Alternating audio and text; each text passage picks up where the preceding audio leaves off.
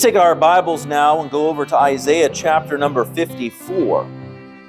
Isaiah chapter number 54 this evening. As I was studying, something jumped out at me, and I thought, that's a really good thought, and so I put it out there on Facebook to try to maybe generate a little interest to come and, or at least to tune in or something, to hear the Bible study here in Isaiah chapter number 54. And, we just finished one of the best chapters of the Bible, not because it is the most storied chapter. It is not because it has the most exciting plot line. It's not because it is even a pleasant chapter, because really the words in the chapter itself, Isaiah 53, is not all that pleasant, but it is to us as Christians. It is to us, to the redeemed, because, we look at this chapter and we see a Savior. We look at the chapter and we see a man of sorrows who is acquainted with grief. We see a man who is a sacrifice, who is led to the slaughter like a lamb. And while that sounds dark and it sounds sad on one hand, to us it means life. It was our only hope. And so we finished here, chapter 53, about the man of sorrows who was a lamb to the slaughter, who was an offering for sin. And then we get to chapter number 54, and somebody said about chapter 54, they said, try and suck all the sweetness that you can out of this chapter while we read it, because there's some good stuff in here. Make sure you get every last bit of sweetness, like an old piece of bubble gum. You chew it 20 more times, because every time you get just the tiniest little bit of sweetness out of it until it's completely all gone. Chapter 54 is a sweet chapter. As we're going through chapter 54, I want you to remember again who is speaking here, the prophet Isaiah, by inspiration from God. Who he is speaking to? He is speaking to Israel. Israel, who had been taken captive from Jerusalem by the Babylonians and spread all across the world at that particular time. The Babylonians had been conquered by the Medes and the Persians. And then during Cyrus, Isaiah prophesied that 200 years later, a man would rise up, a king of the Medes and Persians named Cyrus, who would release them and allow them to return back to Jerusalem, and not just allow them to return, but to return with his blessing. And on top of that, that the Medes and the Persians would actually help fund their rebuilding of the temple and rebuilding of the walls. And so Isaiah is prophesying that this is going to happen one day. Remember, he's talking about a future time of discipline, a future time of God putting his hand of judgment upon Israel. But then in chapter 40 here in Isaiah, it turns the corner from prophecies of judgment to prophecies of hope. And then we begin to see God's hand of help and blessing upon Israel following their absence, following their captivity. And so chapter 54 are words that are directed to the people of Israel, and they're very, very sweet words. And there's much that we as the church can draw from these, because while we are not his peculiar people, Israel, we are his bride, the church. We are his people in that sense, his chosen, not because he looked at the list of names and picked out our names off of the list, but he chose to offer the way of salvation to us.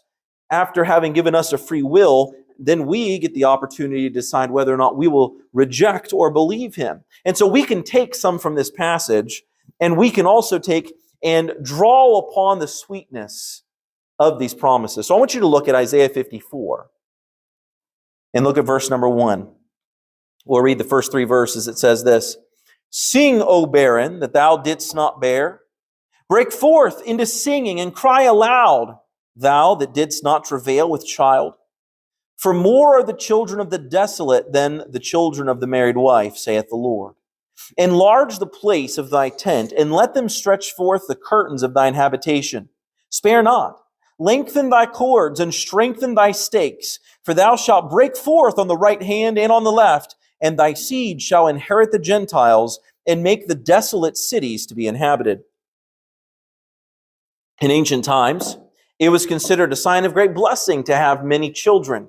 and for your household to increase in size. And in these first 3 verses, we see a dichotomy. We see on one hand those that are barren, those that did not bring any children. And then on the other hand, we see this symbolism of blessing of those who have the children. And you also see them extending the size of the tent and making it bigger and making as it says there, enlarge the place of thy tent and let them stretch forth the curtains of thine habitations. In other words, adding on to the house and making it bigger. Why? Well, because your sons, they go and they take themselves wives, or they get married anyways, and then they come back and they basically add on to your house. Not the way we do it these days most of the time, is it? But they come back after they get married and they add on to mom and dad's house and they live there. And then you have another son goes and gets married and he adds on to mom and dad's house and lives there. And your habitation increases, and this is a sign in ancient times of blessing. Well, what happens if you were not able to have any children in ancient times? Well, that was considered a sign of a curse upon you, as if God was withholding something from you. But we know that that was not always the case. We know that just because someone did not have children in ancient times, nor in modern day times, did that mean that there was a curse upon that person or that they had done something wrong. We know that's not true. In ancient times, that's how they often looked at it. Now, again, what does this mean? Well, he's speaking to a dejected group of people that are living off in a land that was not their own, and they felt barren. They felt rejected by God, that he had just put them off in some place. And so he looks at them who felt like they were barren, who felt like God has this hand of judgment upon them, keeping them, from being blessed. You ever been in that position? Where you just felt like God's hand was on you and preventing you from being blessed? He says to them, sing. Break forth into singing and cry aloud. Why? They might think to themselves, yeah, well, we don't have a land and we don't have a home and we've been growing up as slaves and off in these foreign lands. He says, yes, but I'm going to let you go back home. And you know what is going to end up happening when you get back home? When you get back to Jerusalem, you're going to find that the walls are not big enough. You're going to find that the homes are not enough. And you're going to have to expand and build more places. This is what he's talking about, blessing them upon their return. He said, for thou shalt break forth on the right hand and on the left, and thy seed shall inherit the Gentiles and make the desolate cities to be inhabited. When they come back to Jerusalem and to the surrounding areas, they see desolate cities. They see cities that are no longer inhabited, and the sand has begun to reclaim those houses. It's been broken and it's been rummaged through, and the Gentiles have begun to live in some of those places when Israel returns. And he says, no, you're going to be breaking out left and right, and you're going to be bursting at the seams, and your seed is going to inherit this. Babylonian exile and captivity meant more than just oppression for Israel. To them, it also meant shame, disgrace, humiliation. And so here God is promising a release, not only from exile, but also from the shame, disgrace, and humiliation of being a conquered and a captured people. So this curse and shame of barrenness was going to be so completely broken that Israel was going to be the exact opposite of that. They were going to be fruitful. In the places where the sand had come over the fields were going to once again be blooming. And children were going to once again be running in the streets. And markets were once again going to have plenty of fruits and vegetables and meat on their shelves. Look at verse number 4. We're in Isaiah 54, verse 4. Fear not, for thou shalt not be ashamed, neither be thou confounded, for thou shalt not be put to shame. For thou shalt forget the shame of thy youth, and shalt not remember the reproach of thy widowhood any more. For thy Maker is thine husband, the Lord of hosts is his name, and thy Redeemer, the Holy One of Israel, the God of the whole earth, shall he be called. For the Lord hath called thee as a woman forsaken and grieved in spirit, and a wife of youth, when thou wast refused, saith thy God. We go back where he said, and thou shalt not remember the reproach of thy widowhood anymore. He says, don't be afraid. Don't be ashamed. Don't be confused. You're not going to be put to shame, for thou shalt forget the shame of thy youth, and thou shalt not remember the reproach of thy widowhood anymore. Just like there was a disgrace on barrenness in the ancient world, often there was also this shame and disgrace upon being the widow in the ancient world as well. And so he compares the humiliation and reproach of the two. Shame, disgrace, humiliation, those all represent three synonymous Hebrew verbs that all share the same fundamental idea of this: disappointed hopes. When we enter into marriage, we have a certain level of hopes. Hopes for that relationship, hopes for the children or family. When we enter into anything like that, we have a certain level of expectation or hope. And I'll tell you what, oftentimes our hopes get disappointed, don't they? We set our expectations way up here and somebody doesn't meet our expectations. Well, hey, join the crowd. This happens to us as humans a lot. Disappointed hopes. Israel had gone through such a golden period there. And then they went through so many wicked kings, and they went through so much rebellion against God, and God gave them opportunity after opportunity to get things right, and it got to a point where God said, I'm done giving you opportunities to get things right. Now it is time for discipline.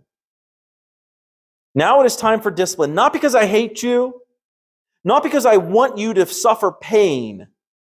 I'm bringing the discipline now, and it is going to be painful in a sense, in a very real sense. But for what reason? So that I can turn you back again unto me. So that our hearts can once again be knit together on the other side of this. And so there was the judgment, and now comes the hope. Where God removes the shame. He removes the humiliation of what they've been talking about here. I like where he says, for thy maker is thine husband. For thy maker is thine husband. The Lord of hosts is his name. Though Israel might have been regarded as forsaken, like a widow is forsaken, the Lord promises to stand in the place of her husband. And throughout the centuries, many hurting women have taken this promise to themselves. And I'm not talking about becoming a nun and marrying the church or marrying the Lord in that sense. That's not biblical. But taking those who are no longer able to have that husband, relying upon the Lord. They have found this beautiful comfort there in the promise that he would be a husband to them when their own husband no longer can be or will be. And really the principle is true even for those who do have husbands. God can meet and supply our emotional needs, your emotional needs, and can rescue you from disgrace and shame. Even when others forsake us, He can do what even your husband cannot do. And so I'd encourage all of us really in that aspect to be leaning upon the Lord. Some of us, we lean unto Him as a father. Some of us, we lean unto Him as a brother. Some lean unto Him as a husband. But we all still need to lean unto Him. Rest upon Him, even if all others forsake us, because we know He won't forsake us. And then He gives His name here several times. He says, the Lord of hosts is His name. This is the Lord Jehovah. And then it says, and thy Redeemer, the Holy One of Israel. Wait, are we talking about two people here? Because there's the Lord Jehovah, that's God the Father. And then there's the Redeemer, the Holy One of Israel. Well, that's the Messiah. And then there's the God of the whole earth, shall He be called. Are we talking about two different people here? No. We're talking about one person. One person in three people. You say, that doesn't make a whole lot of sense. Well, welcome to the Trinity. It's sometimes very difficult to grasp, but Jesus Christ, the Son, is God. He is the Redeemer, the Holy One of Israel. God the Father, Jehovah, He is God. Jesus is God. Jesus is the Creator. The Holy Spirit is God. He says, the God of the whole earth shall He be called. This ought to be a comfort and a strength then to His people of Israel and to us as well. Who is this person which is declaring their undying, everlasting love to us? Did it make you feel good when your spouse, declared that they would love you forever? And then they, put that ring on your finger.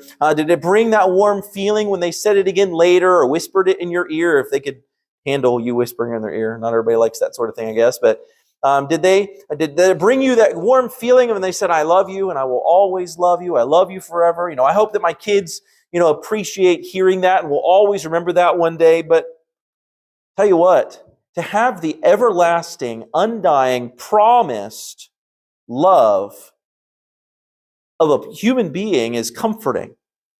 But to have the undying, everlasting, promised love of a God, the Creator, the God of the whole world, that ought to be the ultimate comfort. So whatever uncertainty you're facing this evening, understand you have the promised, certain, undying, everlasting love of the God of the whole earth right now. If you're saved, you have His promised everlasting love to you. The Lord of hosts is His name, the God of the whole earth. We go on to verse number 7. It says, for a small moment have I forsaken thee, talking about the Babylonian captivity. For a small moment have I forsaken thee. But with great mercies will I gather thee. In a little wrath I hid my face from thee for a moment. But with everlasting kindness will I have mercy on thee, saith the Lord thy Redeemer. He said, for just a short time I have forsaken you. And to some of them, it was their whole lifetime. Some of them, they spent their entire life, birth to death, in captivity. But he looks at Israel and he says, you brought yourselves to this judgment by your own disobedience, and I had to do this. I had to discipline you during this time. And it was just for a small portion of time that I forsook thee. By the way, it was only for a short period of time. God did not permanently forsake Israel, forsake His chosen and called out and peculiar people. It was for a short time. Now, we know that this speaks temporarily or short-term fulfillment of when Israel is released to go back to Jerusalem during Cyrus's reign. But we also know that it speaks to long-term fulfillment as well. Because you and I know very well that right now, Israel, by and large, or Judaism, by and large, still rejects Jesus Christ the Messiah. So they're still living in rebellion, even to this very day. But there will be a time, like when we were studying in the book of Revelation, a time where God raptures the church away and then turns His attention back to His people Israel at that time, and they turn their hearts back to Him as well at that time. He said, so for just a small moment I have forsaken thee, but with great mercies will I gather thee. Think about the great tender mercies. Think about the great tender mercies of mom or dad, who give you stuff that you do not deserve, who show you love that you did not earn or deserve. You probably deserved a whack up the side of the head, but she still smiled at you, and she still hugged you, and she still kissed you on the cheek, and no matter what you did or said that day, she still gave you a hug and kiss good night. The sweet tender mercies of mom as she gathers you up into her arms, no matter how terrible you have been for the last hour, or how frustrated you've made her, or how many times you've lied to her, she still gathers you up into her arms because you're her little children, and she shows you those great mercies as she gathers you in. Here God uses this picture. He says, in a little wrath, I hid my face from thee for a moment. How did God hide His face? He hid it behind wrath, His wrath. You stop and think about that for a moment. God had to bring wrath down upon His children. Every parent knows there's a time where you have to bring discipline down upon your kids. Whether you want to or not, you got to do it. And they may not always interpret that discipline as love. One of the kids has just recently started getting mad when they get in trouble. Rather than, immediate hugs afterwards, now it's stiffness. I don't want to hug you because I'm mad at you because I got in trouble. And because they're not understanding that the discipline is not because we're angry, and it's not because we hate them or want to hurt them. It is because we love them and cannot let them continue to disobey, cannot let them continue to choose to do whatever they want to do, because it's going to end up hurting them far worse one day if they're left to their own choices than if we intervene now early on in life. And so he says, I had to hide my face from you behind my wrath for a time. That means that there was a time when Israel looked up at the heavens and they did not see the sweet, loving face of their Father, but instead they saw the swift hand of the judge, the disciplinarian who had to show wrath for a moment, he says. But, it says next, but with everlasting kindness will I have mercy on thee. And this is to be ultimately his attitude towards Israel forever, for eternity.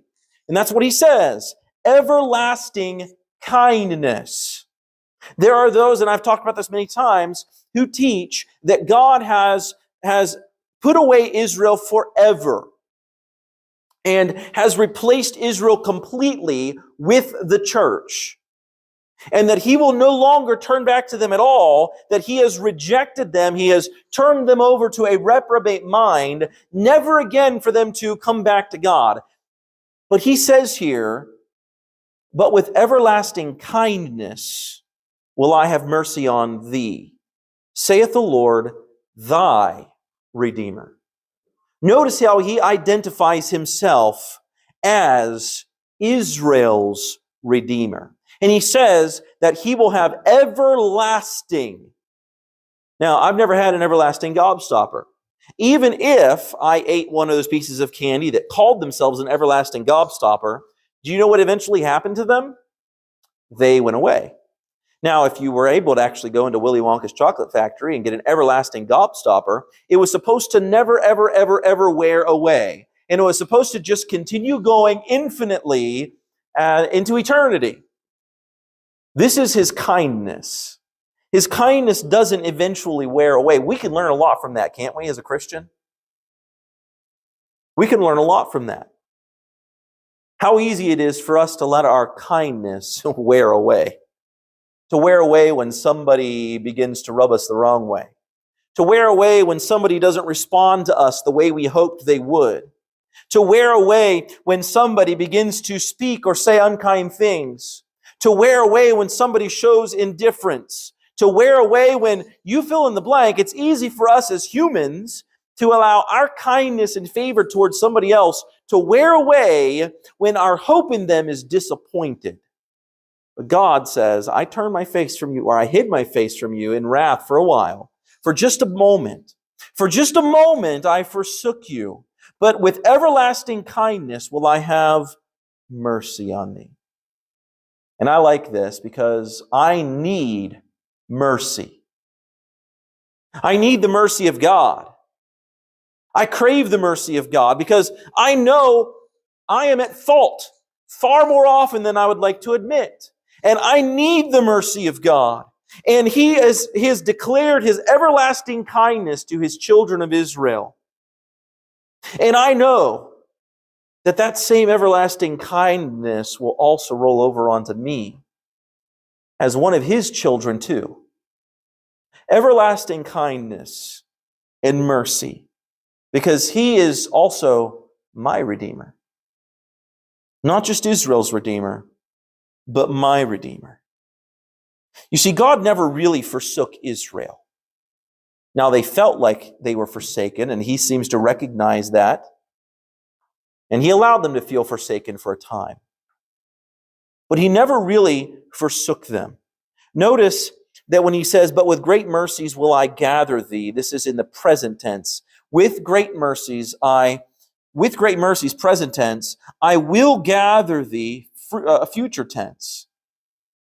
These are real. These are not stories from the past. This is a living God who exists today, who still reaches out to you to gather you in with mercies. Now look at verse number 9. We'll see here in the rest of this passage comfort and assurance to a restored Israel. Look at verse number 9.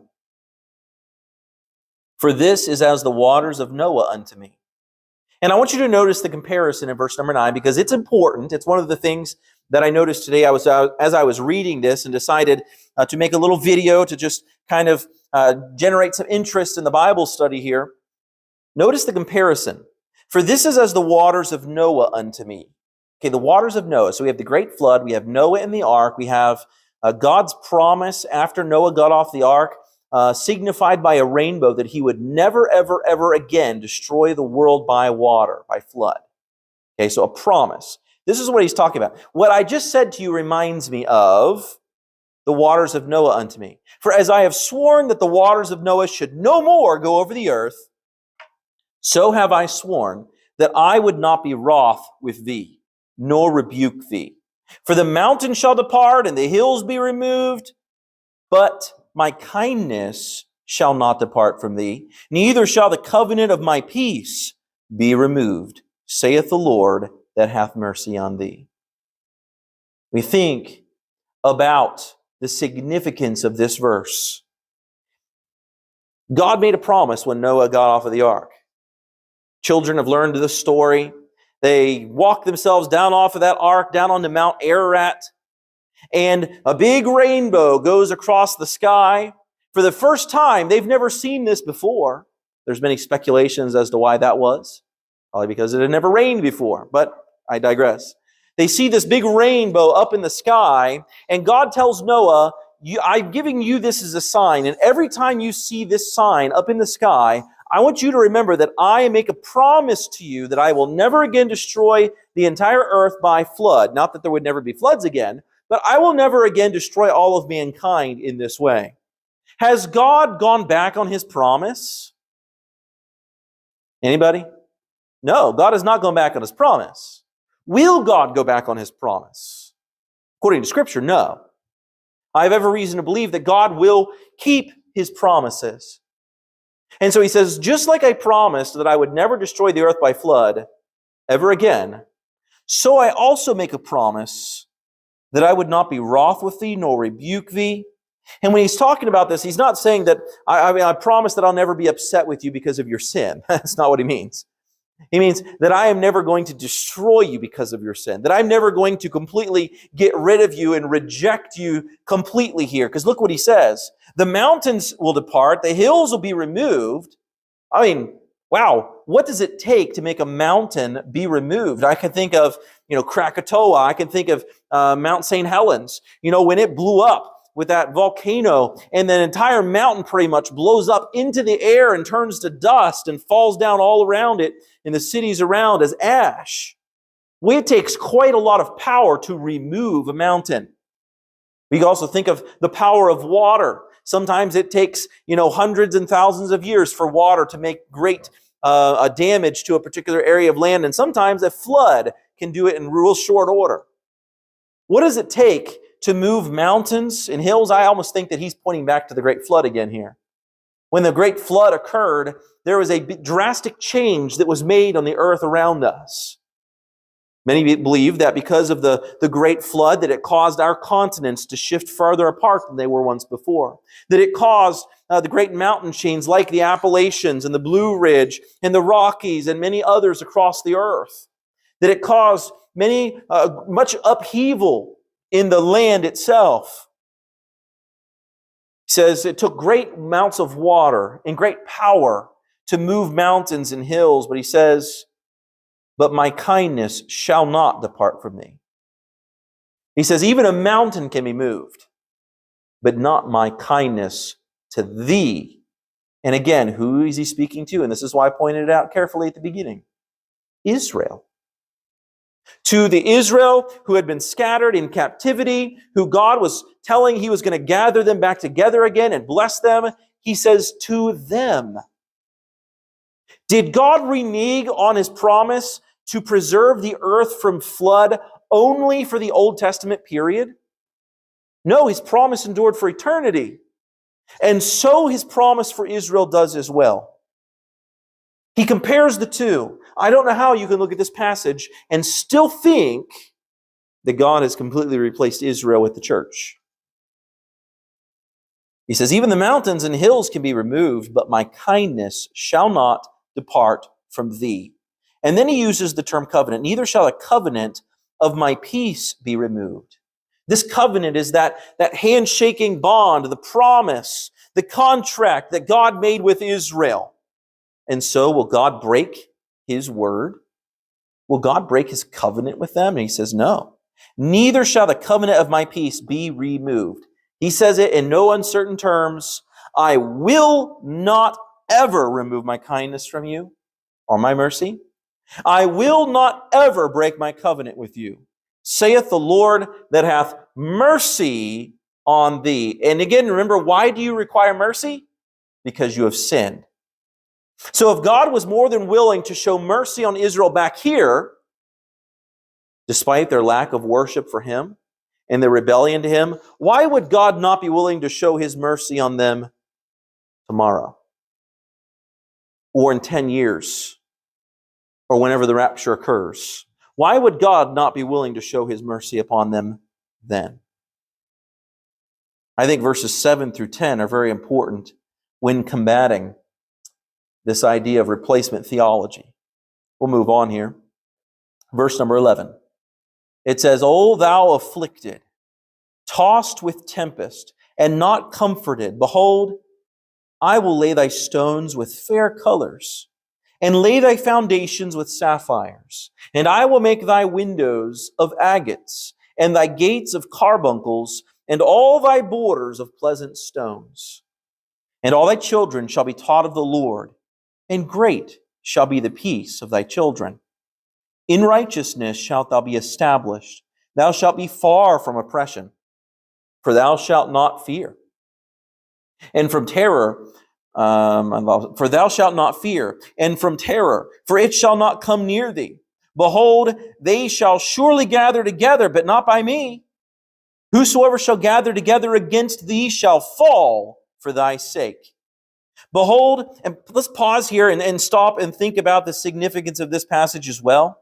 I'm just going to back up because I want to save this last portion for later. Let's back up again to verse number 11. He's speaking to the afflicted. O thou afflicted, tossed with a tempest and not comforted. You know, God cares about the afflicted ones. Just because you're living in a time of affliction of any kind, that does not mean that God has rejected you. It does not mean that God has just removed himself from you. Sometimes we live in affliction of our own doing. Sometimes we live in affliction that is a trial that is testing us, that is strengthening us, so that on the other end of that affliction, we will be better used by the Lord. But God cares about the afflicted. He cares about the one that is tossed with the tempest, the one who doesn't feel comforted. It's easy for them to believe that God doesn't care, but he does. He gives promises here to assure strength. He says, I'll lay thy stones with fair colors. And he talks about these different stones. And these stones would be the same as sapphires and rubies and crystal. In other words, God is going to lavish riches upon the hurting and upon the afflicted. Is this a promise of health and wealth? Is that what this is? Oh, Israel, now it's going to be health and wealth for the rest of your life. No, that's not it at all. You know, riches aren't found in our bank accounts or our garages or our safes. Riches can be found in so much more serious places than that. You know, riches are found sleeping in the little beds that you have in your rooms or your children's rooms or their houses or your grandkids' rooms. Riches are found in the church with your brothers and sisters in Christ, in the friends and family that God has given to you here in this building, or us.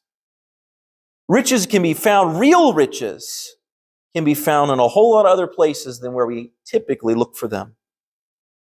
He says that I am going to reach out to the afflicted, and I'm going to bless them.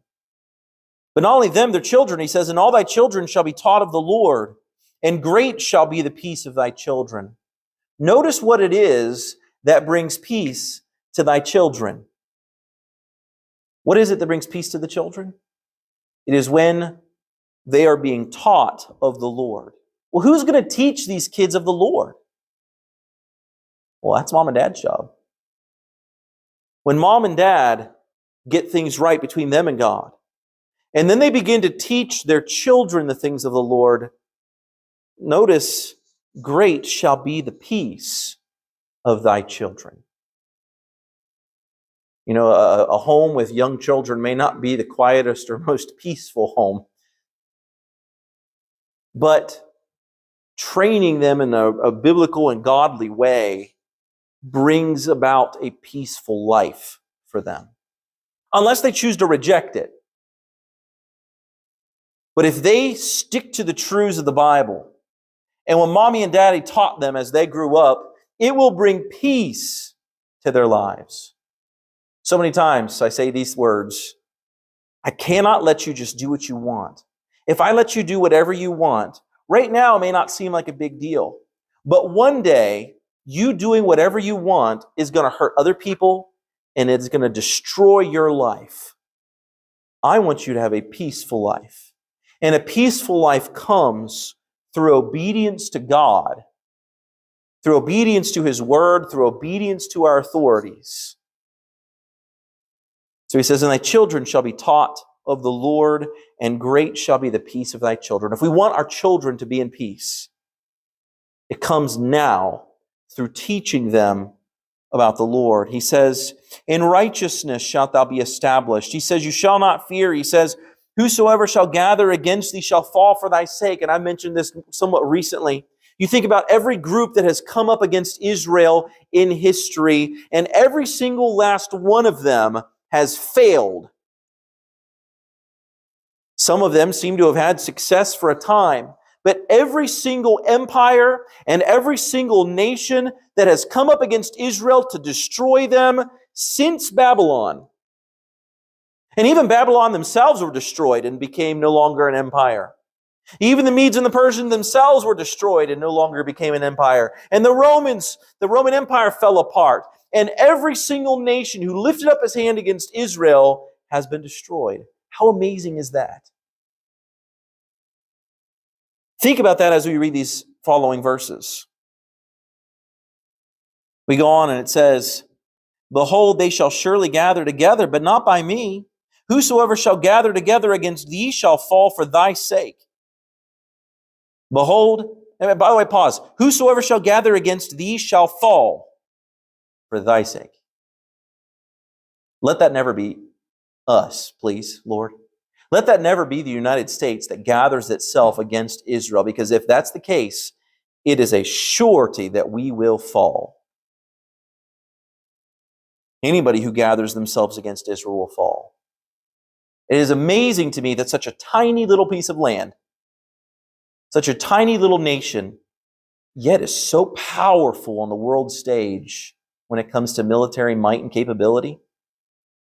And that all of these big nations around them, which are big, land size compared to them, I should say, not financially big, I guess, but all of these nations surrounding them who all hate them and all want them to destroy can't touch them.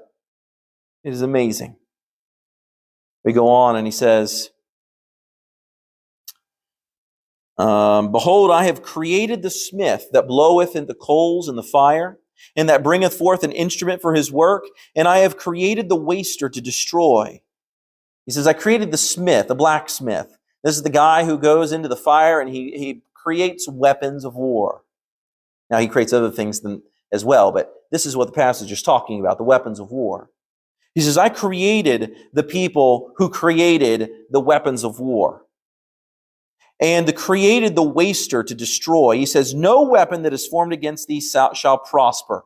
And that went beyond swords, and that went beyond bows and arrows. It went beyond trebuchets and siege engines. That went beyond even rifles. That went beyond missiles. That went beyond bombs. He says there is no weapon, whether it be siege warfare, whether it be weaponry to fall from airplanes, there is no weapon that is formed against thee that shall prosper. If you want a weapon to fail, then fire it at Israel. Makes me think of all the missiles makes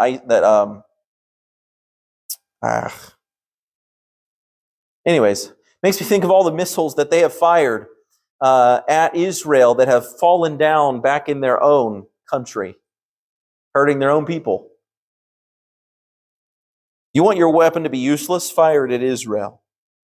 It says, "In every tongue that shall rise against thee in judgment, thou shalt condemn." And really, the tongue is far more dangerous than the sword. The tongue is far more dangerous than a bomb, where the tongue can hurt. The tongue can do great, serious damage, far more than any weapon can actually do. But he says, "The tongue that shall rise against thee in judgment, thou shalt condemn." Makes me think of many in the past who have lifted up their voices against Israel, no longer are able to do so. And yet Israel persists. It makes me think of those even to this day in the Democratic Party, among others, who lift up their voices against Israel. They won't continue. They may for a time, but eventually they will be condemned as well. He says, this is the heritage of the servants of the Lord. Now, back in chapters 51, 2, and 3, we see the servant of the Lord, referring to Jesus Christ the Messiah. I mentioned then that servant of the Lord is used to refer to a couple different people throughout the book, to Israel, to Isaiah, to Jesus Christ the Messiah, among others. Here, the servants of the Lord is talking about Israel. This is the heritage of the servants of the Lord, and their righteousness is of me, saith the Lord. What is the heritage of Israel? And again, Isaiah is speaking to an Israel who has been destroyed and scattered by Babylon and is going to return. And he says, your heritage is this, that I'm never going to forsake you, that I'm always going to be willing to show you everlasting kindness and mercy, that I will gather you and I will bless you and I will bring peace when the Lord is being taught. And there is no weapon that man can wield against you that will prosper. There is no tongue that man can wield against you that will prosper. This is your heritage, servants of the Lord. When a person understands, well, by the way, I want to look again at that last verse. This is the heritage of the servants of the Lord, and their righteousness is of me, saith the Lord. Their righteousness is from what? Is it from their offering of sacrifices? Is their righteousness from their religion? Well, I go to church, so that makes me righteous. So I dress upright. I do this, I do that, I do, and that makes me righteous. We're looking at it the wrong way. Sometimes we feel like we have to do all the work to protect our own religiosity, to protect our own righteousness. Sometimes we feel like when others are casting dispersions or accusations against us wrongly, we feel like we have to defend our own righteousness. But understand this, it was never our righteousness to begin with. I can't defend that. When we understand that our righteousness comes from the Lord, then it is that much easier for us to let the Lord defend that righteousness because it's His, after all. And so any goodness that you may possess, you don't need to defend it because it's not your goodness. Any righteousness that you may have, that you may have built yourself upon, that you might be proud of, it's not your righteousness at all. So you do not need to defend it. Let the Lord protect that righteousness. This also is the heritage that Israel has. God's righteousness. And what is this righteousness? Is it righteousness of obeying and keeping the law? Oh no, we just saw in the previous chapter the final sacrifice that was to come for the sins of mankind. This is the righteousness. It is the righteousness of Jesus Christ the Messiah. It's His righteousness. So we'll let Him do the defending of that righteousness as well. Chapter 54, as I said at the very beginning, is a passage, a chapter about restoration. It is a sweet chapter. It is, I tell you, it's far different than all the first 40 chapters or first 39 chapters of the book, which is all about judgment. And it was chapter after chapter about woe unto you and woe unto you and woe unto you. And then we get to chapter 54, and the discipline has already happened. And now it is, I will bless you, and I will take care of you, and I will show mercy to you, and I will show everlasting kindness to you. I will gather you unto myself. I will multiply you. I will bless you. And then I will protect you so that nobody can come in and destroy you. I will frustrate every weapon and word that is used against you. And I will give you a heritage, and I will give you my righteousness. And my righteousness is not through keeping the law, but through placing your faith in the servant of God from chapter 53, the Lamb as it was slain from Revelation chapter 5, placing your faith and trust in Jesus Christ the Messiah. So chapter 54 was a good one. We'll come back next Wednesday evening and get into chapter 55 as he talks here about an everlasting covenant. An everlasting covenant. I think, again, when we go through those words, how can you see an everlasting covenant and think that God is going to reject and turn away Israel for an eternity? No. We'll come back to that next Wednesday evening.